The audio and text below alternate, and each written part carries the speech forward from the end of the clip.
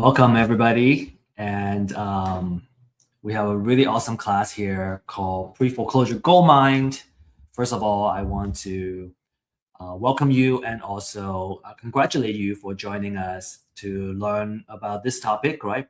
How do we find the gold? How do we dig the gold in pre-foreclosures? And, maybe some of you are wondering, what does pre-foreclosure even mean? We're going to answer all that. And we also we update our content on a regular basis periodically.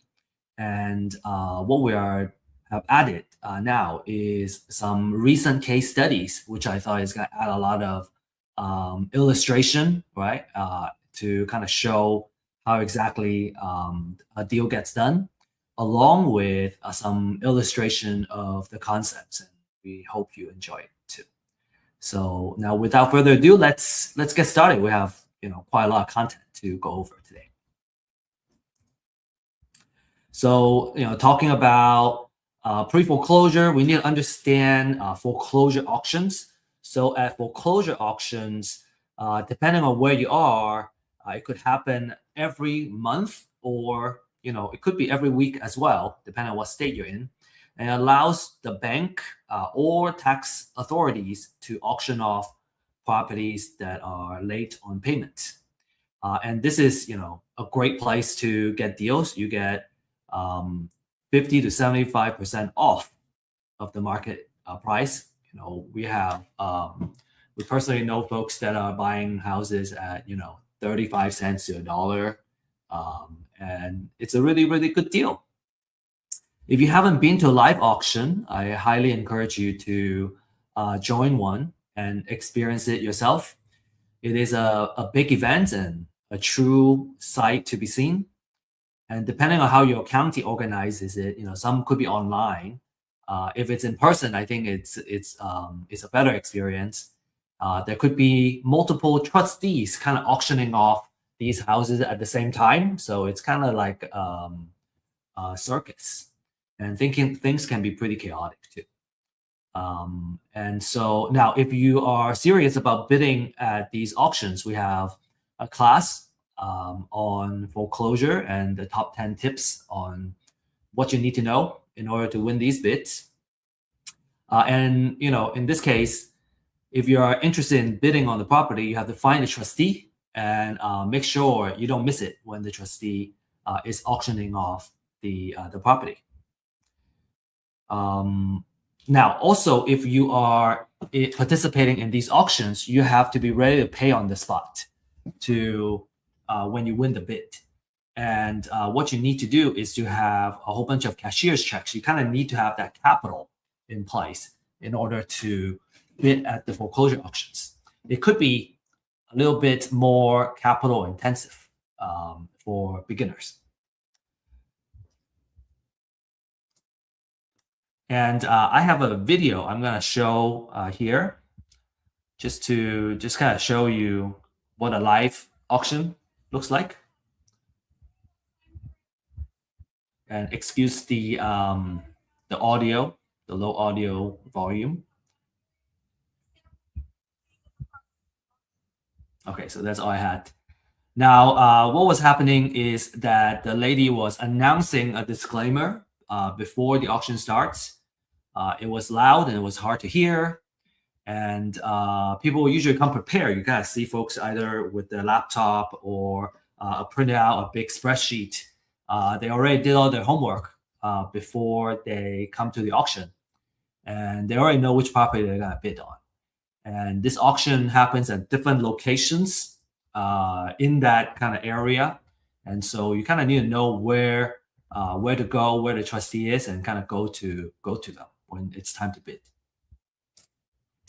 So there are some drawbacks with trying to win a house at foreclosure auction. One is the level of competition, right? You see a crowd of people, and usually that is the case, right? Because who doesn't want to buy a house at 50 cents to $1, 35 cents to $1?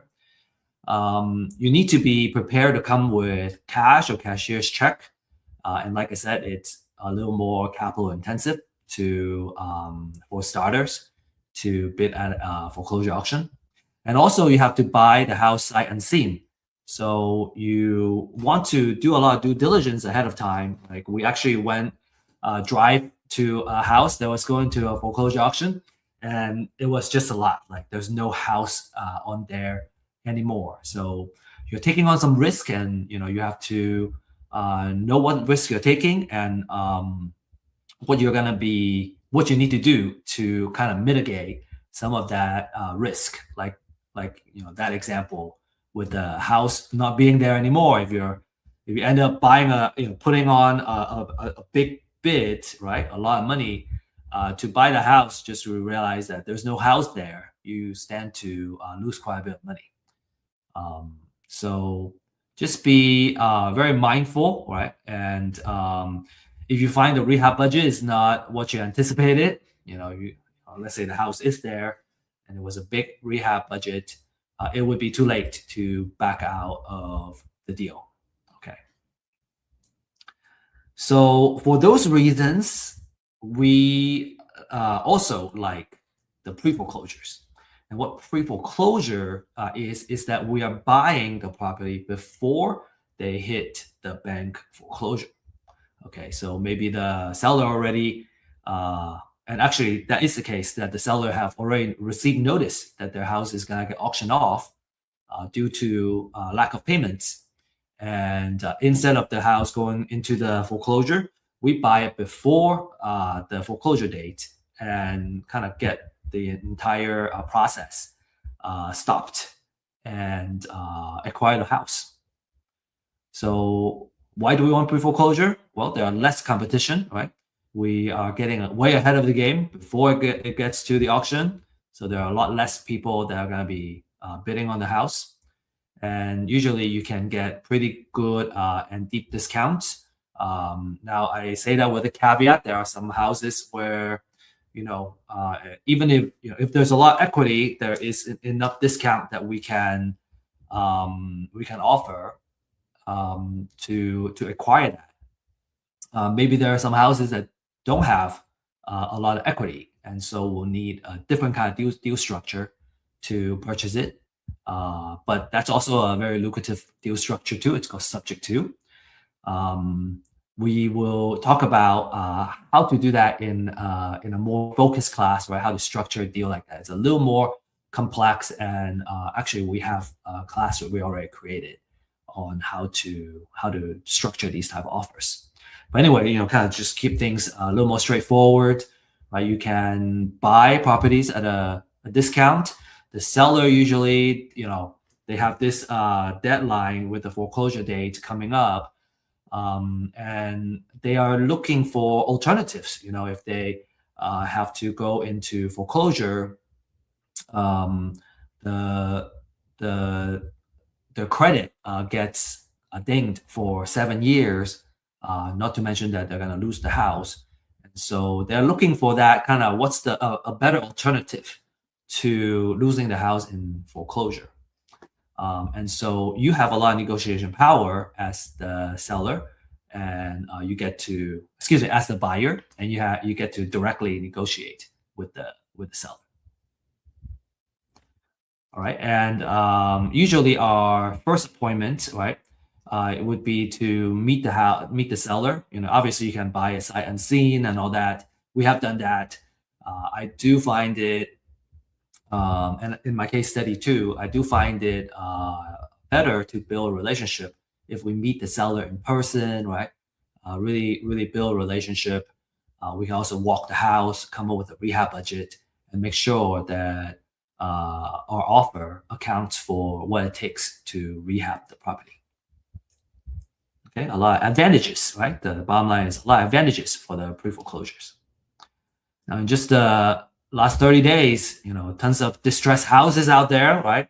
The question is not about, okay, I can't find houses that are distressed and discounted, but actually it's about how we can find, how we can get access to this type of information.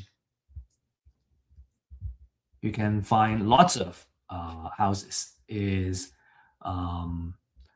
distress, right, going into pre-foreclosure. And real estate as an asset is not very liquid. And so to find a good deal and buy under market value, what we have to do is to find folks, sellers that are motivated to sell and cash out very quickly. So these motivated sellers are, because they have so many other problems in their lives, they're not as price sensitive as a retail seller. And that means you have a lot of negotiation power and you can buy the property at a really good price. And in terms of the distress, right? If we just focus on the pre-foreclosures, almost 9,000 of those distress houses are pre-foreclosures. And pre-foreclosures is one of those cases where the seller, right, really needs to sell. They have that deadline on the foreclosure auction date, and it could be in the coming month or the next week. So they're very motivated to sell and kind of minimize the loss. A lot of our investors have made a fortune by really focusing on these pre-foreclosure leads. And this is because there are plenty of these, right? And there are plenty of these every single month that come up. And so with these opportunities, you can also, get your hand on the gold mine, right? The question is, how do we do it? How do we, find these houses and how do we handle them? And we're going to go over that. Okay, so a couple of success stories that we will share here from some of our clients, right? This one is a $46,000 profit. We got another one, $85,000, and another one almost $89,000. Okay, and again, these are success stories. Not all the deals are gonna have such a big profit amount, but I guess some of we know that if we can acquire these houses, we can make some good amount of profits. Okay. And naturally, I hope you are excited about the rest of this class, which is about how to find the deals and how to win the deals, right? How do we make money? So at the end of this webinar, our promise is that you will understand the strategy of how to win these pre-foreclosure deals. These are kind of try and true methods, and like I said, we have case studies as well to kind of further some of the actual scenario of these deals. And this course is for new investors, right? If you're looking for a way to get started, pre-foreclosure is a really good way to get started. It can get you a lot of quick results. And experienced investors, if you have been buying from somebody else, buying from a wholesaler in your deals, and this gives you the opportunity to acquire the property yourself and directly negotiate with the seller and increase your margin a little bit. From an exit strategy standpoint, wholesale, fix and flip, or buy and hold at a big discount. These will all fit.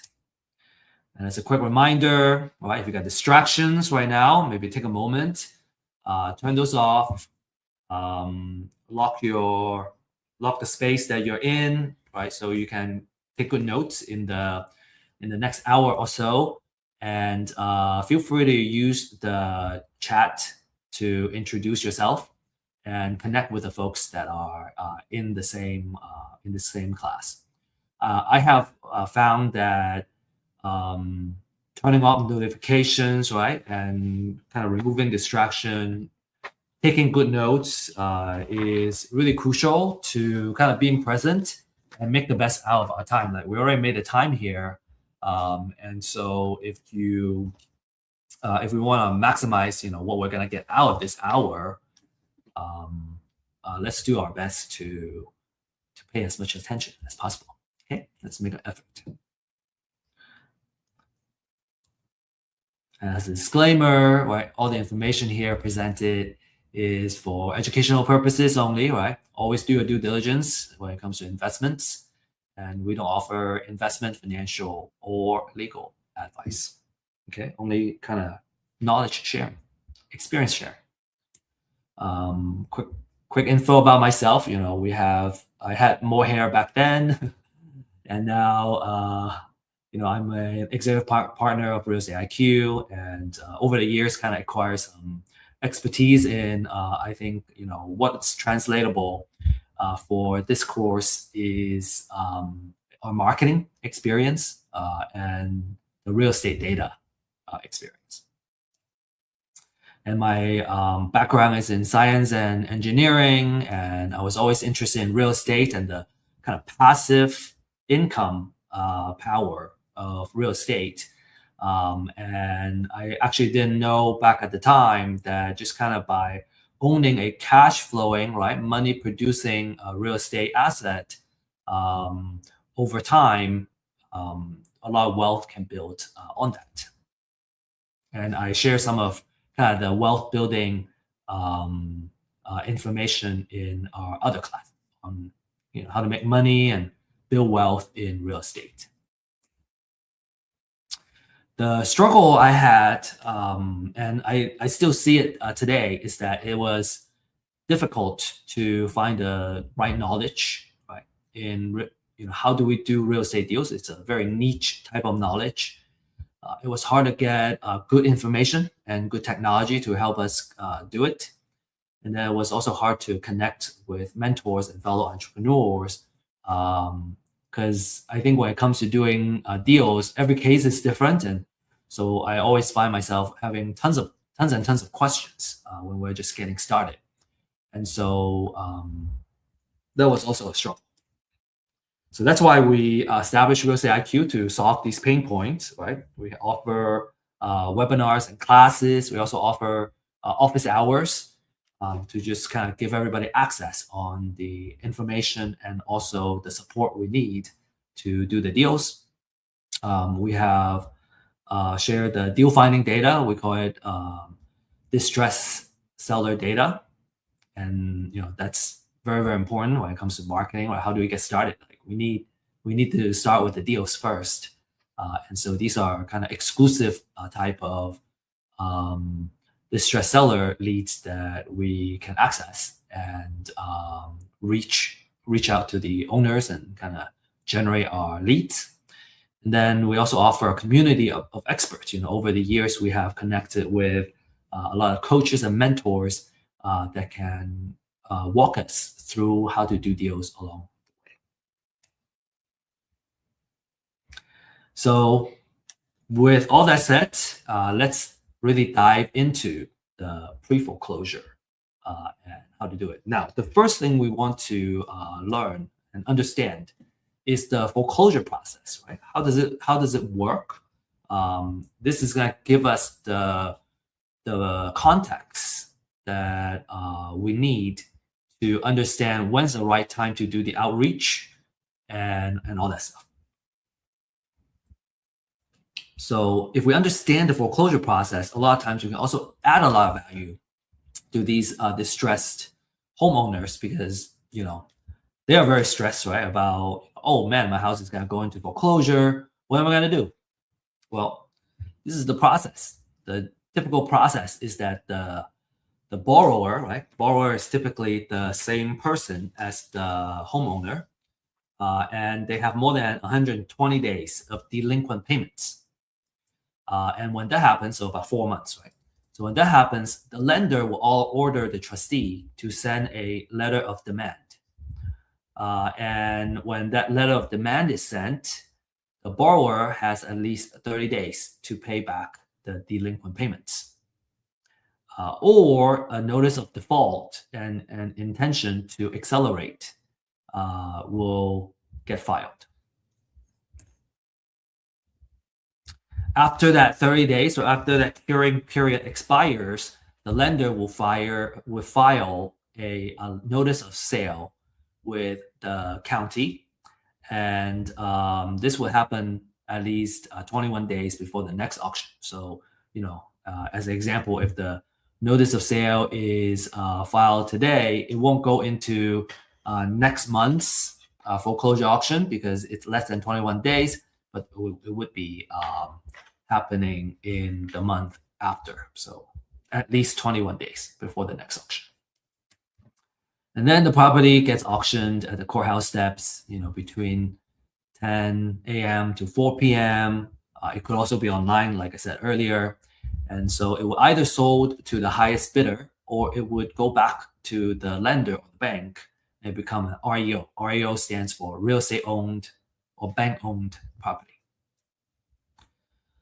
Now, that's kind of the main process. A couple of key notes that we should also understand is that, let's say the auction has happened and the house has gone back to the bank or to the highest bidder. If the lender didn't recoup all the money that was on that mortgage, then the lender can still go after the borrower.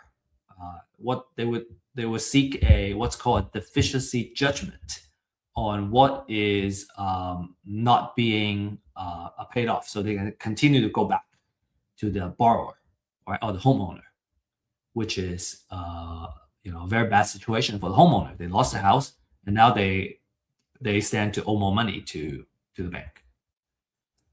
The foreclosure auction would wipe out all the second liens, right, all the junior liens, but it doesn't eliminate debt. So all those junior lien holders can go after the borrower as well. And then there's federal tax, right, state tax, and other local tax liens. They will survive. And for those that have, let's say they won the bid, they still need to pay for those liens. So a lot of times, for those that are bidding at the auction, part of the due diligence that they do, aside from making sure the house is still there, is to make sure that they do the lien search, right? Do the lien research and make sure that no other liens are on there. That's a clear title. Otherwise, they win the bank lien, right? The lender lien, the mortgage lien, but they still owe other taxes. And you can still, not to say that, like, let's say it owes some tax liens, it may still be a good deal. I would just kind of subtract it from the highest bidding price that we bid on. So kind of the idea is, always do good title research. Okay, so that's kind of the aside, right, on the foreclosure process and some facts about the foreclosures. Okay, so next, let's talk about what properties are going to the foreclosure. Okay, so that's a really important topic. The one thing that you can always do is get a list, right? You can purchase a list, and there's a pre-foreclosure list. These are about to be foreclosed, and market price $200 to $300 a month. A lot of investors really love this list because these distressed sellers are in a very desperate situation. Right? They need to sell fast, and for the pre-foreclosures, you gotta reach these sellers, these owners, before they hit the auction, so you can directly negotiate with them. Through my experience, I find that there is different ways to work the deal, and so the sooner we reach them, the more time we will have to kind of work with them on how to structure a win-win deal, and it's just more advantageous if we can reach them quickly. Another kind of like a pre-foreclosure type of list is called the appointment of substitute trustee. So we have some savvy clients, and this is something that we created because of their request. And what this is, okay, short answer is that this is a list that's before it hits a pre-foreclosure list. And the process of it, right? Remember on the foreclosure process, we talk about the lender will ask the trustee to file some paper, right? Letter of demand and all that. A lot of times, mortgage notes that are owned by a big institution, they don't come to any particular local county to foreclose any property, they would usually appoint a local trustee in that county to process all those paperwork for them. And so when that happens, they would need to first appoint or assign a substitute trustee first. And so by kind of mining this information, we can go, okay, well, a trustee is now being appointed or assigned. That means a lot of times the notice of sale is going to get filed very soon. So that's something that we can do research on and find it. We actually have a very popular class. It's called Secrets of Building an Endless Deal Flow, and kind of talks about how we can build a marketing campaign that builds trust and do outreach. And so having the appointment of substitute trustee kind of extends, our period of time to win trust and do marketing a little bit longer, and we can nurture these distressed sellers, right, as a marketer. Okay, you can find this information by Googling, right? County name, and then go notice of sale. And then what you find, right? Every county is a little bit different, but this is what notice of sale looks like. There's a lot of information here. You get the person's name, and so on and so forth, the address and all that. And you can do further research on when the auction is and the amount owed and all that stuff. Now the amount owed is not public information, so the best we can do, right? So what do we mean by the amount owed? What that means is, well, we know how much the original mortgage note was, but a lot of times we don't know how much has been paid down.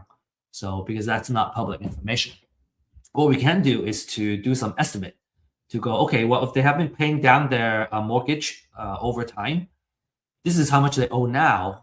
And if we know also how much the house is worth, then the difference is the equity, what we call equity. And equity is important because if we want to kind of buy properties, at a steep discount, I usually want to focus on the houses that have already have a lot of equity. They don't owe a lot of money, but and the house is worth a lot. So in a more kind of distressed situation like this, the owner is willing to sell at a big discount just to kind of get out of this foreclosure situation. So what do we do, right? On the motivate seller list, you can find this notice of sale information. It's public information. Usually our advice is, you can do it yourself. I certainly have learned how to do it myself, but it's more important that not to save money, but to learn the process, right? Because it's actually fairly affordable to buy the list. For most people, I would recommend just kind of outsource that. Like, why would we spend many hours every day to kind of capture and mine this data, while our time is best spent in doing the outreach and talking to the seller, right? Data mining doesn't pay us anything. It's the contract, right? Putting the house under contract, and then either selling a contract or acquiring that real estate piece of asset is the reason that we would make money. So, if you're curious, you can learn how it's done, but I truly don't recommend that you consistently do this work. It's a very kind of low value work for an entrepreneur. It takes 15 to 20 minutes to research per record, and then kind of just look at the sheer number of foreclosure filings for each kind of county or metropolitan area. You can see that it just very quickly becomes very overwhelming. And honestly, when I'm mining data myself, I don't want to talk to anybody because I'm just kind of focused on the information, being technical, and I'm not as social. And I think as real estate entrepreneurs, real estate investors, we want to focus more of our time in building trust with the seller and working with them. That's a much better use. So it's also important that we pay attention to the quality of these lists, right? We want to know how frequently it gets updated, right? And we call it the freshness of data, especially for pre-foreclosure because it's so time sensitive. I want it as fresh as possible, right? That's going to give me my first mover advantage. A stale list, which means it's not updated very frequently, is no use to us for the pre-foreclosures at least. You want to understand the extent of the research and the accuracy and all that. And a couple of key elements that we want to look for in a list is that, okay, I don't want to know the borrower information, right? That's mortgagee. Mortgager is the borrower information. The mortgagee is the lender, trustee, right? I want to know the address and all that of the property. And then, the stuff on the right is also very important. I want to know the financial information, like the equity and equity percentage. Like I said, this is mainly an estimate, because the unpaid balance is not public knowledge. It's only an estimate. But we would research a lot of this information, and it's kind of something that we can leverage right away, and we can use it as a filter, and then we can focus on just the ones with the type of equity or the type of loans that we want to work with. Okay, so then let's say you get get the list. We want to focus on a more manageable list, so we can filter it down. And a lot of times, the leads are quite expensive, but because we can acquire and we're mining all these data ourselves, and you can get access to these leads at a pretty affordable price. And so because of that, you can afford to kind of really focus on the type of leads that are most valuable for you. A couple of things that people like to filter on is maybe it's the address or the zip code that they want to focus on. It could be the, what's the assessed value or the appraisal value. Sometimes you don't want to go above a particular value, right? You want to focus on a particular sweet spot in terms of the pricing for you. It could be the type of equity. Maybe I want, really steep discount, and I want to focus on a particular type of equity, high equity. Or, the folks that want to do a subject to, maybe they want to have lower equity and just kind of focus on those. And you can also always do that. One thing I do want to mention is that when you have a smaller list, right, where you kind of filter those, now you have more marketing budget to market to each lead. As an example, let's say I have $1,000 a month of marketing budget that I can spend. If I focus on 100 leads, that means for 1,000, I can put $10 to market to each lead, right? So I have for $10 budget, I can do a lot of things. I can text, I can call, I can email, I can even send a few letters, right? Direct mail letters. Because $10, I can do a lot of things. But if I have $1,000 marketing budget and I have 1,000 leads I'm trying to market to, well, I only have $1 per lead. So I know I can't send out a direct mail because that's just one letter that already burns all my budget. And so, just as an example, maybe you want to spend more than $10 per lead, or you want to spend like $20 to market to each lead because you have such a nice filter list. So that's something to kind of pay attention to. And frankly, if I were to spend $20 per lead versus somebody that is spending $1 to market to a lead, I know I'm gonna win out because I'm gonna have much more ways to reach out to the same lead. Right? I hope that makes sense. Marketing is kind of, maybe to kind of make a comment coming back here is that when it comes to marketing budget, right? Marketing is kind of like a war, right? if I have more money to throw at something for a particular lead, I'm going to be more likely to win that lead than someone else that is spending a lot less than me. And so that's a comment I wanted to make. Okay, so let's talk about the marketing campaign, right? How, now we know who they are, right? We have a focus list. What do we need to do next? Well, let's talk about marketing campaign, right? How do we reach out to them? How do we win their trust? So if you enjoy this segment, make sure you take our class on the secrets of building an endless deal flow, right? We really focus on the actual marketing side of how to use our data. Okay, so one very common technique is called door knocking. So you show up at the door, you talk to them in person, and because you get that face-to-face time, you can build trust very quickly. And of course, the effectiveness of your campaign, really depends on the quality of the list, right? You want to make sure that your list and your data is fresh. You want to make sure that you get the information as quickly as possible, and that it's right, it's accurate.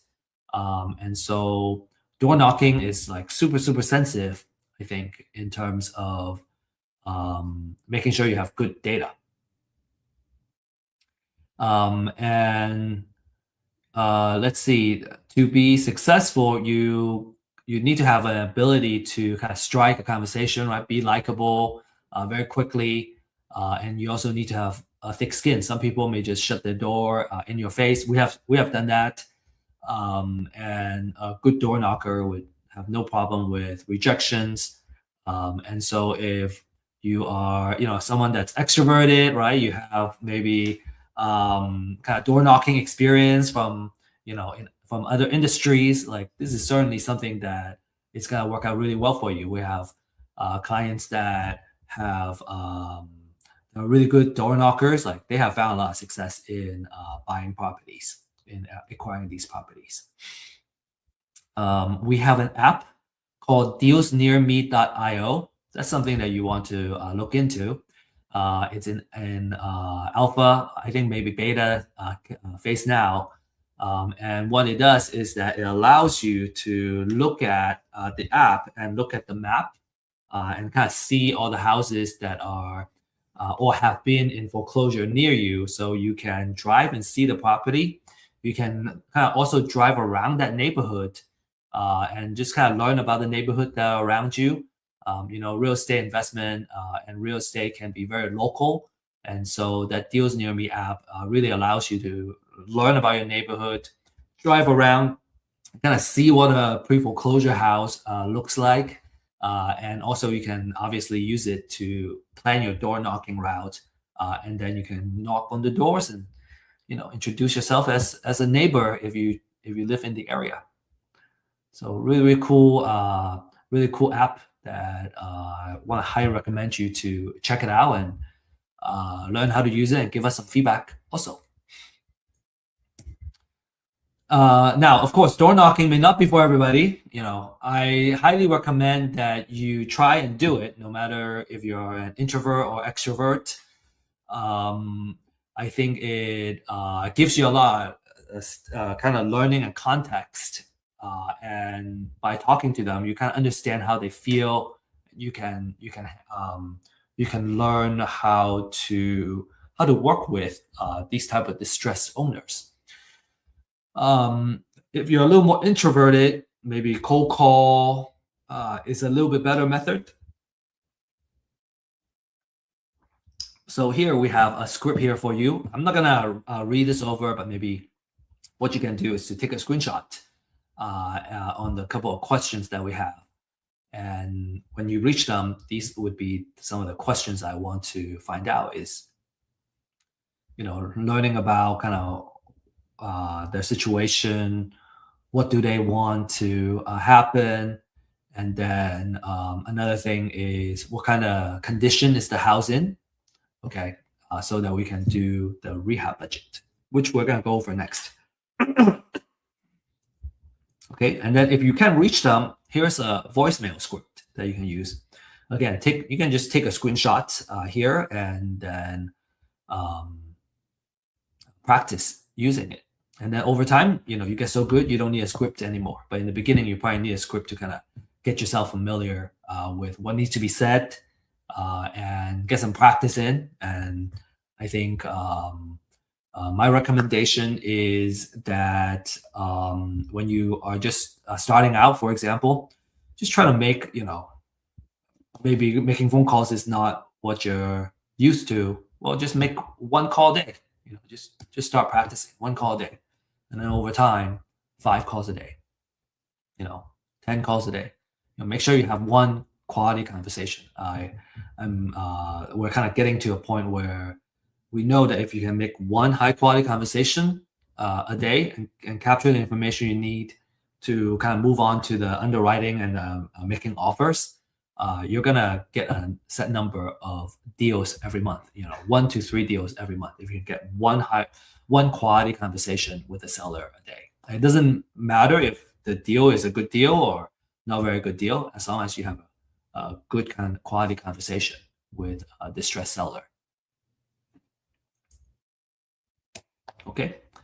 So next, well, we gotta do the outreach, right? Make the connection, and then most of the time we want to listen, right? So we want to be empathetic. We want to have some questions kind of prepared, right? It's kind of like the call scripts that I shared, and let them talk, right? Just remember they are facing a lot of distress, right? The foreclosure may just be one of the things that is not going well in their life. Let them know you're interested in their property. Some people, maybe they don't want to sell, they want to keep the house. My approach is I help them work on solutions of keeping the house too. And if they don't want to sell, that's okay. At least I'm helping somebody. And if they have exhausted all the options and they want to sell, hopefully we have built enough goodwill that they would think of us first. And obviously, if we're out there trying to help somebody, we also feel very good with continuing to do this, right? It kind of feeds our spirit and our soul. So what other things do I want to share here? I think it's important that when we can get in touch, is that we are able to capture the information, say the condition of the house and all that. Why are they selling? How much do they want? And why do they, what's the reason, that's the pricing that they're looking for. And then understanding the condition of the house. Now, of course, if you say you're door knocking, you can actually see the house and its condition right away. So you have a good idea of what that property looks like, what it takes to rehab the property. And if not, you may want to arrange a meeting so you can see the house. So next, I want to just talk a little bit about the funnel and how we set up our stages. Okay. So if I were to set up a CRM, this would be the 10 stages that I would set up. And this would be kind of the different steps of how we handle a lead, right? So at first we have a distressed seller leads, right? That would be, say, the real estate IQ leads I get. I know that they are distressed, but they're cold because they don't know me. They don't know what solutions are available. And, they don't want to do business with me yet. So that's stage number one. And then we'll do outreach, right? So we filter out the list. We'll do the outreach. Excuse me for the allergy. And after we do the outreach, we'll receive a response. Either they say yes or they say no, go away. We leave them alone if they say no. If they say yes, then we can schedule a phone appointment. So in stages 1 and 2, they're cold leads, right? They don't know us. But from 3 and 4, they're warm leads now. And now if we're able to schedule a phone appointment, now we have a hot lead, right? We complete the appointment, we talk to them, we gather the information that we need. Now we have a, right? If we have a quality conversation, now we have a hot lead. And a lot of the cases, we may want to get their mortgage information as well, right? And then that will allow us to do all the underwriting that we need to make an offer. So stages 6 to 9, we put it here. We already got a lot of information. So these are the fire leads. Like they're, if we put in the right offer, right? If they trust us, if we do all the right things, we're gonna win the deal. And then stage 10 is the deal close. They sign the contract. Okay, so I want to kind of share with you this item here to demonstrate, like, okay, so let's say I want 3 deals a month, right, or 1 deal a month, but let's just do 3, right? You can always divide the number by 3 to get 1 deal a month. Let's say we want to get 3 deals a month. That means that we probably need to have 12 underwriting per month. We need 12 fire leads a month. And 12 per month is 3 a week. So I want 3 fire leads a week. And in order to do that, it's likely that we'll need 6 conversations a week. So we have 6 conversations a week, right? Half of those, we would, get the information and get the mortgage information and all that and do underwriting. So 6 a week is really 1 a day. So if we just focus on having 1 quality conversation every single day, then we would have meet our goal. Now, if we're just starting out, obviously we can maybe go like, oh, well, I just need like one deal. I just need 1 deal. I don't need 1 a month. I just need 1 deal. Well, if it's 1 deal a month, I just need 2 conversations per week, or like 8 good conversations. Then I'm gonna be able to yield 1 deal. Okay, I hope that makes sense. All right, next we're gonna talk about the rehab budget. Okay, rehab budget is its own kind of beast, but there are ways to do that quickly. You can either do it yourself.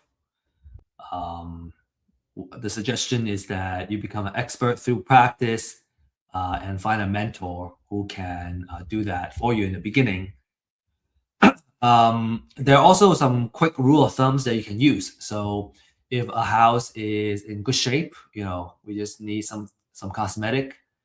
Sometimes if we do $15 per square feet, that's enough buffer to contain some contingencies.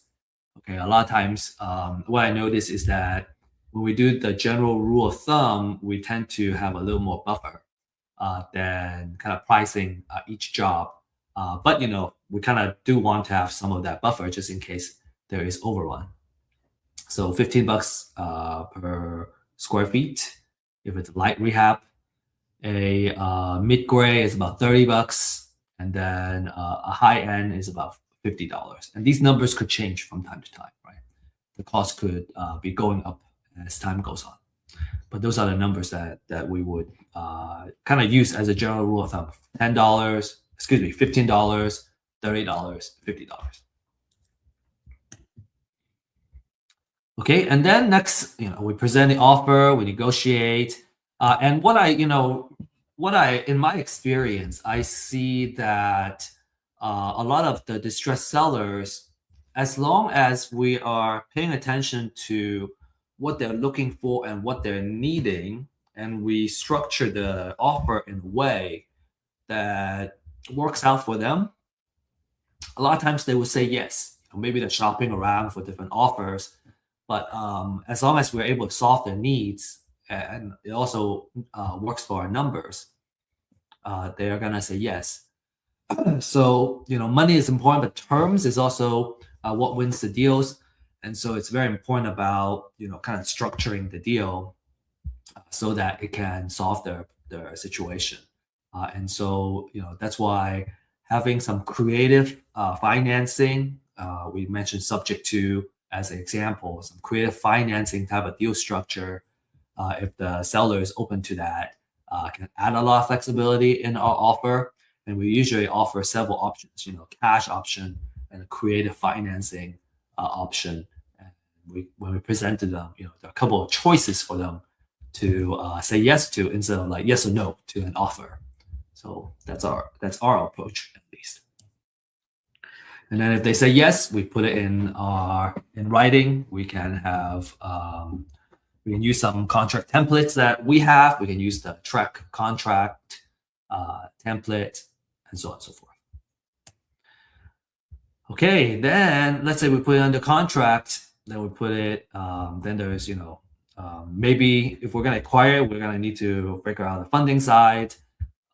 But for sure, we're going to need to be aware of potential title issues. And here we see it's very important to have relationship with investor-friendly title companies, right? The title companies that knows and understand how it works, how to work with investors. They're proactive in solving title issues. They have in-house real estate attorneys, and they understand owner finance and subject to, and so on and so forth. And then the last thing is closing, right? There will be last minute issues that may come up and that need to be addressed. So if you have a good contract and you already have trust established with the seller, you're gonna go through that final stage quick, kind of smoothly and close the deal. And now you won the deal. All right. Okay. So if you have any questions, feel free to ask, or join our office hours and ask there. I think that's probably an even better venue. And towards the end of this talk, I'm going to be sharing with you some events that you should be joining. For now, I want to show you this case study. I find it very, very interesting. So this is the Mart deal. This is a deal in the city of Mart. What was interesting and kind of caught my attention was that it was sitting on 20 acres of land, and the land is in the opportunity zone, which is a designated area where if you invest money in the opportunity zone, there's a lot of favorable tax treatments that you can benefit from. So that's what got our attention at first. And the owner comes from pre-foreclosure. He owes about $3,500 in back mortgage, right? So he was behind. Talking to him a little further, he wanted to sell. He bought it. I think about 10 years prior. 10, 12 years prior, and he still owes money. Turns out the mortgage that he has was a very high interest rate. Was 9% or 10%, something like that. And so, but because he held on to the property for a while, the property has increased in value. So he was able to build the equity, even though the mortgage principal amount, the principal loan has not gone up, but because the value has gone up now, he was able to sell some equity. He wanted to sell and then take care of some kind of family situation. The house needed AC replacement, septic, it needs new paint, and so on and so forth. So we had a rehab budget that we created, and then on top of that, he wanted to have 45 days to move out, and he wanted like $240,000, and the mortgage they owe was $105,000. So okay, so we got all the information, right? And what was interesting is that if we also saw some value of the land, the value of the land alone at $9,000 per acre with 20 acres, we're looking at about 180,000. So that kind of made the deal very interesting, because if you want 230 to 240 and the land itself is worth 180, maybe there's some margin there for us. So this is our kind of analysis. The ARV after repair value that we calculated was 365. We do the 70%, right, rule of thumb. 70% of that is 256. The rehab, we estimated $30 per square feet, which is about 41,000. Subtracting that, we came back with 215. So close to his 230, but not quite. He ended up accepting the offer. So we acquired it. What are some dramas? Some drama was prior to closing.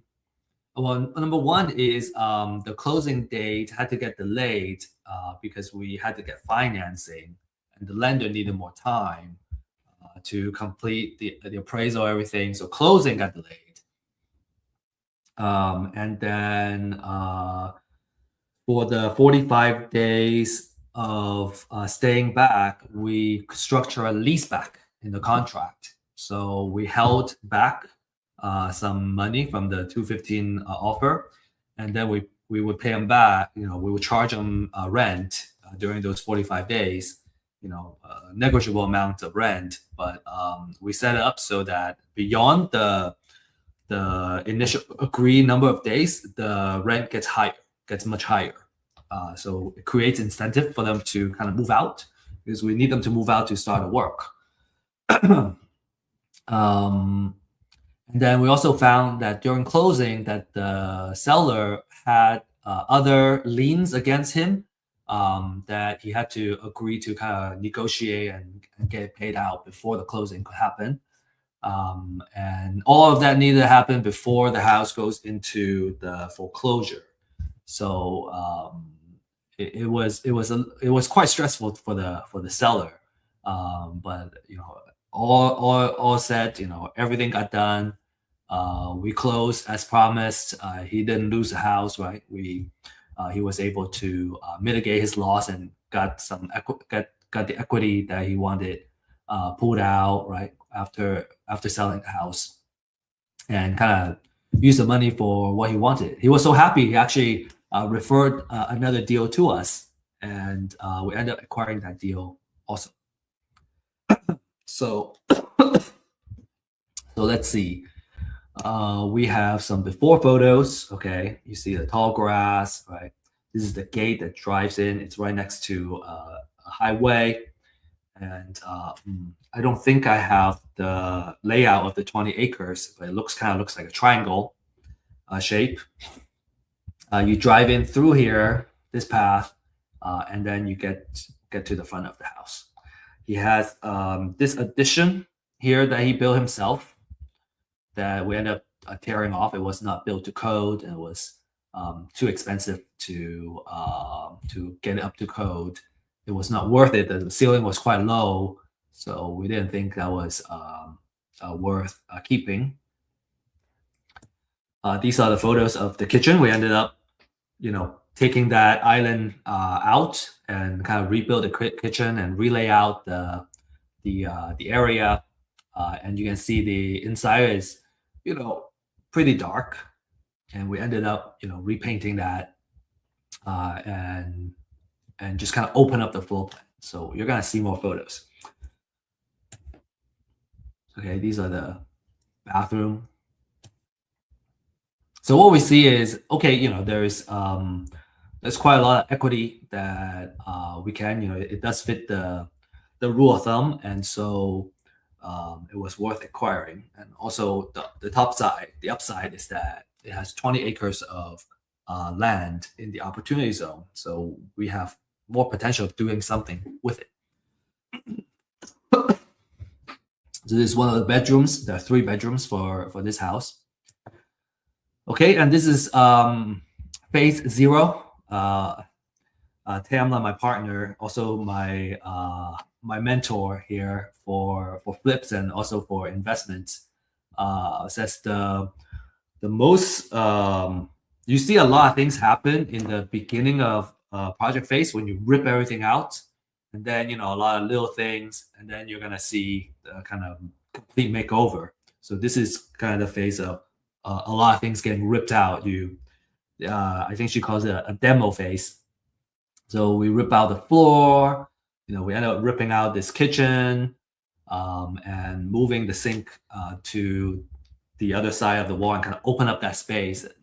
And that turned out to make a huge difference in how the house is laid out. So this is also kind of part of the phase, getting a lot of the everything that we don't want, get ripped out. We had the carpets, we ripped all those out. A couple more photos. This might be a repeat. Okay, and then on the outside, right? So this is phase one now. On the outside, we also try to improve it. And then you can see the inside where by this point, the island is taken off, and then all this got opened up, and the interior has been painted. So it's much brighter. It's looks like a fantastic, I guess, canvas to kind of build on top of. Okay, here, this was the kind of the self-built office, where this hole is.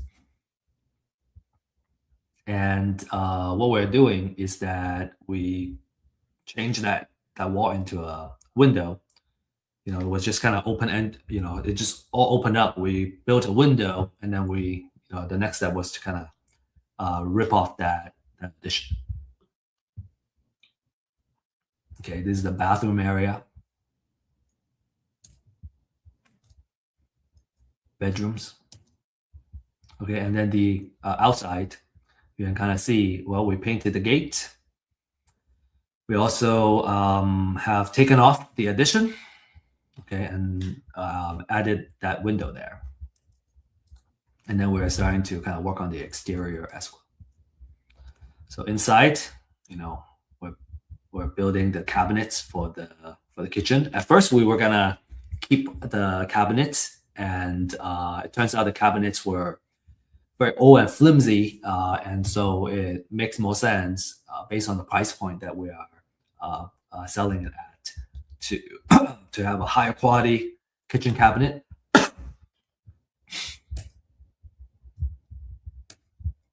Okay, and then this is kind of the during phase of the bathroom. Okay, and it's kind of starting coming together. Okay, phase three. We got the exterior painted now, right? The interior, the kitchen is got built. We put an island. Before it was kind of diagonal, which takes up quite a bit of the space. Here we're putting it kind of lines up, so it's more of a open field with the new layout of the island. Okay, and then here we got the countertop put up there. So the design of this space, and it kind of turned out really well. So now this is the kitchen almost built out. All right, and the exterior, it's already done. So, and then here we're putting the shelves on here. So it's looking really nice now, right? The kitchen, the bathroom, and it's very desirable now.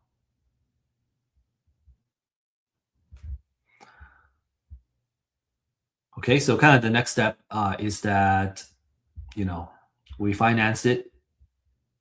We financed the purchase, decided to keep it. We could wholesale it too. And then either sell or refi. So the ARV is about 500,000 based on the quality of the rehab that we're putting it. Or we can do a 75% loan, right, to kind of pay it back. And now what we're looking at is, selling the house with a smaller acreage and then keeping the rest of the acreage for further development. So that's our case study. Okay, so as recap, we talked about the foreclosure process, right? And how to get and work the pre-foreclosure list. And then we also talk about the marketing stages, right? How do we set up and really start winning these deals? The next question is, how do we get started, right? How do I get started? So here are the 3-step process. Step 1, get a pre-foreclosure list. The more quality and essential research, the better. And that's what the Real Estate IQ off-market leads can offer you, right? We got the freshest data available. It's updated pretty much every day. So you get new leads that you can use every day. There is extensive research, including estimated equity. And then for a limited time only, you can still access this disruptive pricing. And, as we mentioned, it usually costs $200 to $300 a month to have this data for a metro area. And, we're pricing it at a much more affordable price. And so, if you're interested in kind of learning more, you can scan this QR code and request a demo.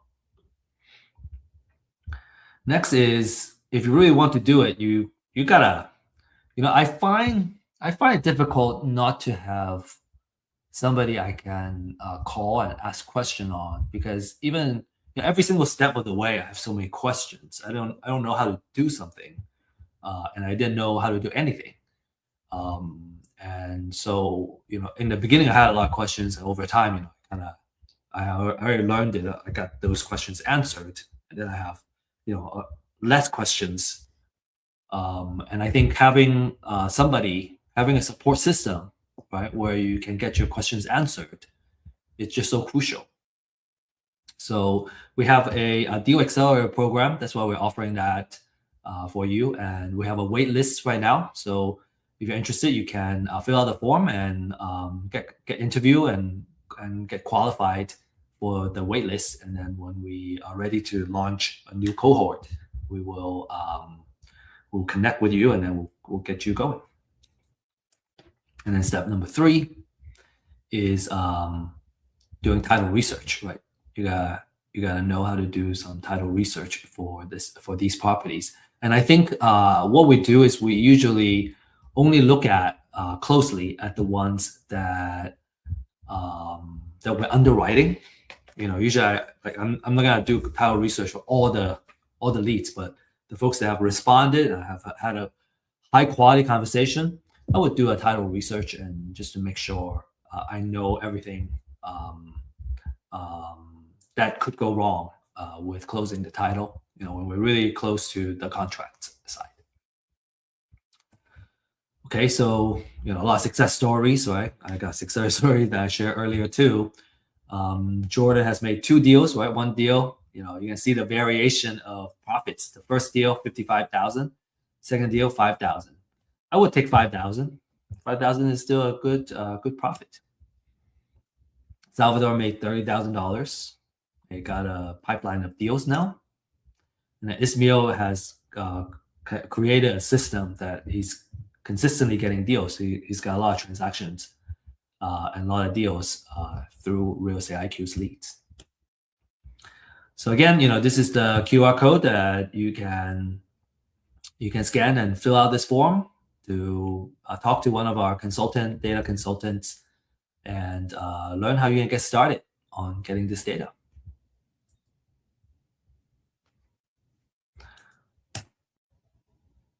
All right, the last thing I really want to invite you to is to join our live stream for deal makers. This is where we showcase real life case studies, right, on the deals that we are working on, in addition to the leads that we are working on too, the hot leads, right? How do we do underwriting? So every week we have a different case study that we will showcase, and it's through kind of looking at these cases that we can start learning how it gets done, right? And obviously where we can really learn how to do it ourselves is by doing it ourselves. So it's kind of through these type of case studies, right? We want to encourage everybody to start acquiring the skill set to do these case studies or to analyze these deals. We also stay on top of the market update, right? So you understand, what's the current market trend, what are the things I got to do as a real estate investor, and then we talk about wealth building too. So, just a fantastic program that we are bringing out on a weekly basis, so we can all learn together. And that's all I have for this class. Thanks for joining us. If you have further questions, make sure you join our office hours. If you're curious about the office hours, you can scan this QR code, and then it will take you to our website. And then you can, through the events link, you'll be able to see our office hours link. And then you can join us, ask more kind of in-depth questions or case-specific questions. All right, that's all we have. Best of luck, everybody, and happy investing. Thanks for being here.